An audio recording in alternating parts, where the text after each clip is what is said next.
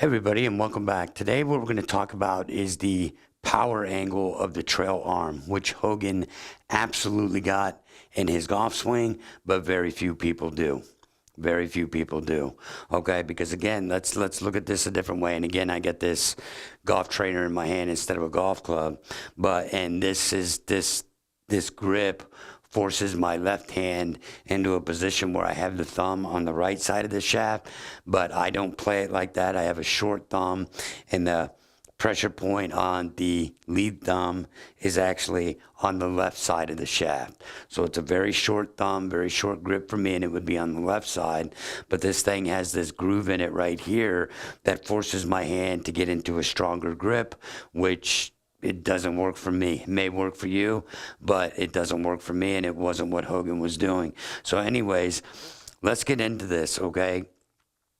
So when we can understand what this trail arm is really all about, most people, when they take this club away, they get this trail arm in a position right here to where they're like, oh, and when I do this, you can see how my palm is facing this way, my trail palm. So all of a sudden it's like, okay. But this position now has created this type of a movement across my body.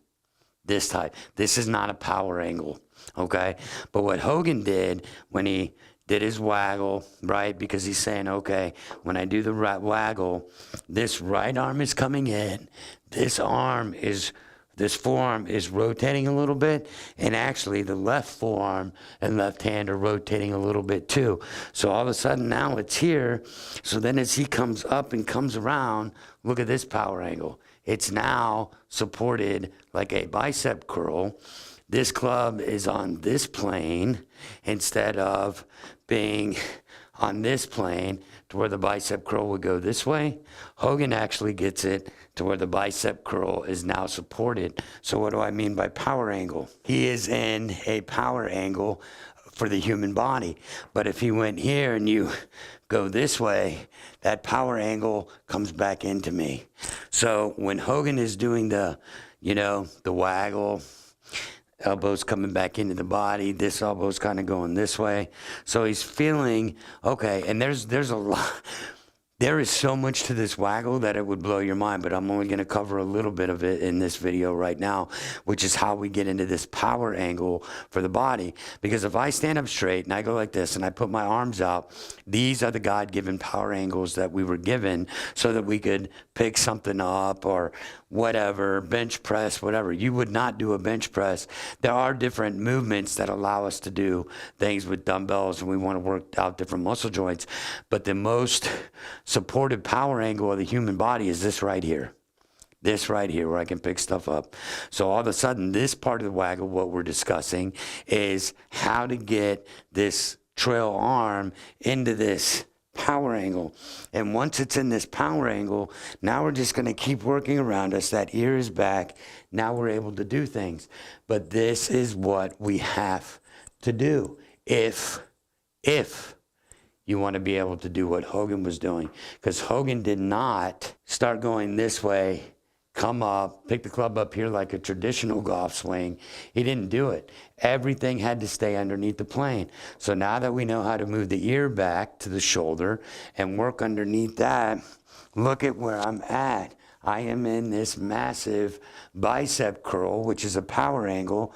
Then when I start coming down with the arm, the leg, lower body led the way, the arms coming down, here come the hands, and then there comes the release, and that release comes way up over here to the left, but that's for another video. So right now, just work on a simple drill.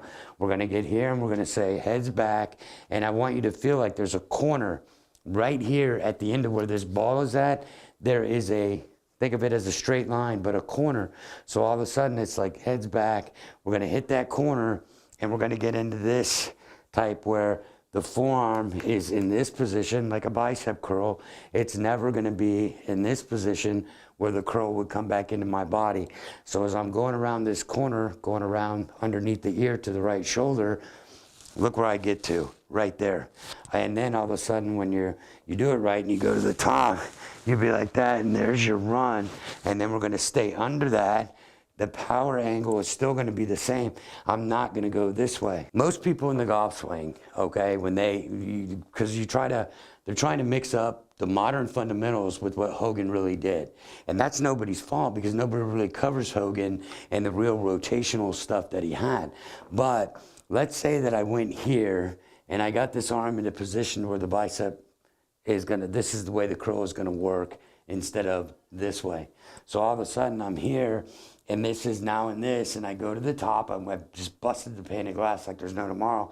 But then when I go rotational, watch how everything wants to go over. Or a good player, if they've lifted up and they're trying to go rotational, they drop it down, but when they drop it down, they're trying to shallow this out, and then they end up swinging out here to the right, all because this power angle is no longer supporting me in this bicep curl. I lift it up, and then I've got to drop it down and do all this crazy, crazy stuff that can be eliminated just by putting yourself in that position to start with. So when we can understand, we've got to move our hands into this kind of power angle to get us going. The head's back, boom, I've triggered, I'm gonna get here. So all of a sudden it's like, get into that power angle. Now I'm in it, and it's so easy to finish the rest of the backswing. And then the trick is, stay in that power angle this way as you're coming into the ball, and you will be absolutely amazed at how well your ball striking is. But as you try this, just pick up a club with your right hand and say, ah. You're going to take your hand and you're going to go like this, and then make sure it's in the fingers, not in the palm. So we're just going to go like that. And if you get this club here, which to you is going to feel really flat, so you're just going to go, I want you to be that flat right now. Be that flat right now and go, oh my God, I can do a bicep curl. So I'm just going to stand here and I'm going to go like this. Okay, and I'm standing up, so look, it's just like this. But now look what happens when I get in my golf posture and do the same thing. Doesn't look as flat anymore, does it? Here, if I stand up and do that, oh, that looks like it's flatter than flatter can be. When I bend down and do it, it doesn't look flat anymore, does it? So just remember, that's the movement with this trail arm, because it's got to get us into this power angle that we can just unleash, you know, the golf club head through the golf ball. So the importance of this trail arm, guys, got to get it into a power angle. This power angle is going to provide support for your grip.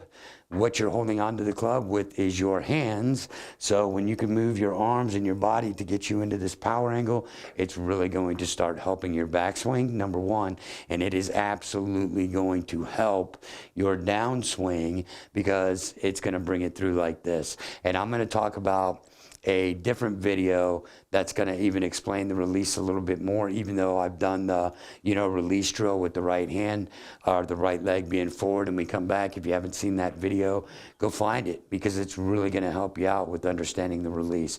But anyways, guys, this trail arm and how it goes like this is a big deal. And a lot of people are going to go, oh, you don't want to rotate your forearms like that. And I'm going to tell them, yes, you do.